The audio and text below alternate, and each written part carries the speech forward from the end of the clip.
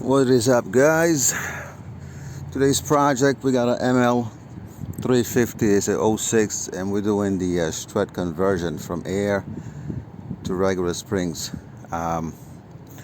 Again, it's a lot of videos on it on the YouTube. Excellent videos. I'm not going to give you any more tips. If anything, I'm going to tell you is it's a lot more room to operate and a lot more space than you think. When you're watching a video, remember it doesn't compare to reality in that term. In terms of difficulty-wise, honestly, I feel like this is not very difficult to do.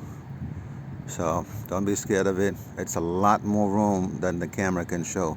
It's only so many pixels on this camera, but you could definitely gain access to all of these items without too much struggle if you were just a regular DIY person. Anyway, procedure online. I'm just gonna go ahead and rock it out because overcast today. I'm not sure if it's gonna rain or not, so I better hurry up. But if I come across something interesting worth mentioning, I'll mention it. So, aftermarket, right? Quality control, bull crap. This one came already bent, one of the studs. The other one was loose, only one stud was in place. This is the other one. You see how bent it was? That's how it came out the box, you know. So this one is the one that I replaced with it. This is just basically a stud from like maybe an exhaust manifold stud. So I just put a bolt on one side of it. I kind of carved out some of the rubber around here to make it fit.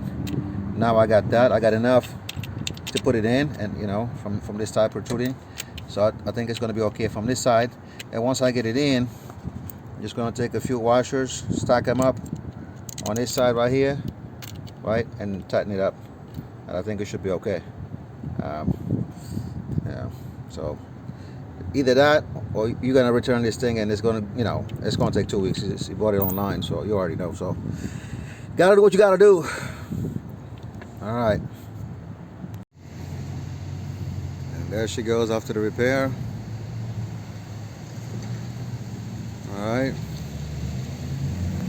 What is up, guys? We got a 99 4Runner, the same one that I did the alternator video, which is right kind of there in the background, whatever.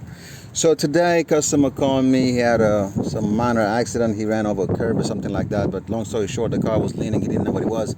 So I came to diagnose it about maybe a week ago. Found out that this was broken. Okay. And so today we got the struts from Amazon or whatever. I'll put the link in the description. And I came to replace them. So anyway, long story short, the other side went smooth, but this side, the bolt actually fused around the metal sleeve that belonged to the strut. Metal sleeve that goes right there inside of the bushing. So it kind of fused together, and as a result, right there, I will have to go back home and get that guy right there.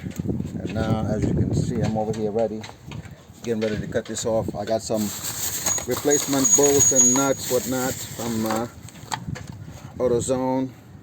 Kind of looks the part. Might have to modify them slightly to make them fit properly, but you know, at least I got that. I got some washers for the back side of it right here, and I got some new nuts. Everything is 1/2 inch. So, anywho, let me turn the wheel kind of towards me so I can have enough room there to make sure I cut it. And yeah, I would prefer to try to save it if I can. I will actually try that first, but if I can't, I got my replacement bolts ready to go. Let's proceed.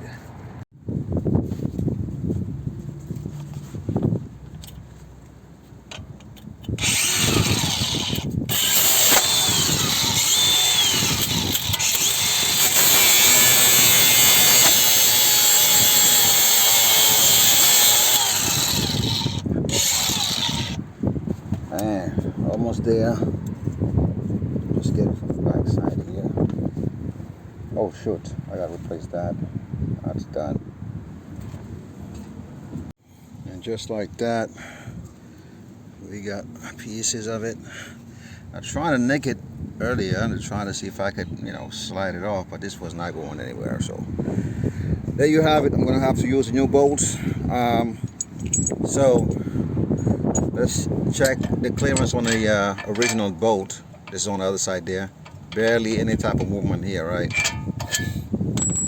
Let's check AutoZone bolt. More noise than I want to hear, but I feel like when it gets tight, then that will make no noise anymore, so it's not a big deal. If anything, what I could do is I can take some maybe tape and just tape it around this circumference right here. Once I tape it, it'll kind of make up for that, but I don't think it's necessary. Once you tight it, it's not going to move up and down anymore. It's going to be tight. All right, let me go get the strut, fit it in, and then let's go from there. All right, as you see, this is the belt tensioner, and that's what failed in the first place. As you can see, completely chewed up for some reason. It got stuck. It wasn't spinning anymore, so I guess the belt was digging into it, and this is the result that you get. The belt is completely frayed and damaged.